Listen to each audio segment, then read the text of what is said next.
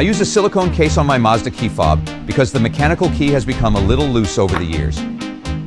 If your Mazda key isn't unlocking the doors from a distance, or you have to press the buttons several times, the battery is probably running low. In this video, I'll show you how to replace the battery in this Mazda card type key fob. It only takes a few minutes and you can do it yourself at home.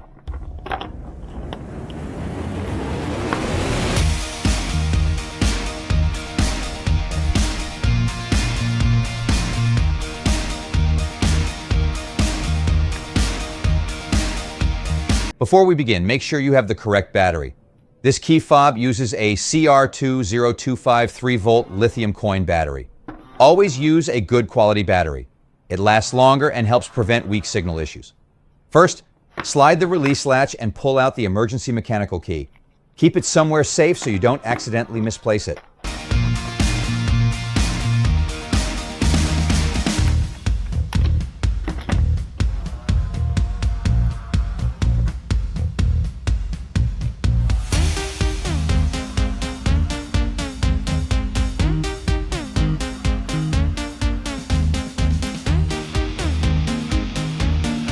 Take note of the battery orientation before installing the new one. The new battery should go in the same way as the old battery. Now press the new battery into place.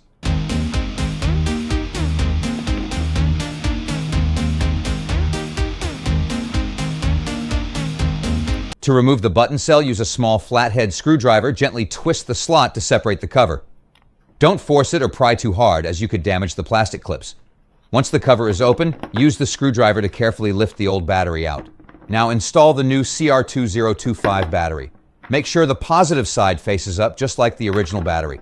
After that, align the cover and press it back together until it snaps into place.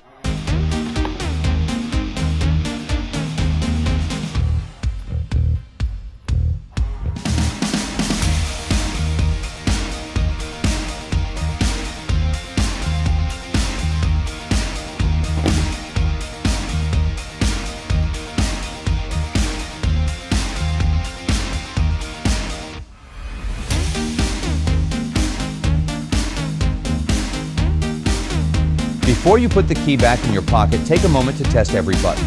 Make sure the lock, unlock, boot release, and panic button all respond properly. If your Mazda uses keyless entry, stand a few steps away from the car and confirm the remote works from a normal distance. If one or more buttons don't work, reopen the key fob and check that the battery is installed in the correct orientation and fully seated in its holder. Once everything is working, put the silicone cover back on if you use one.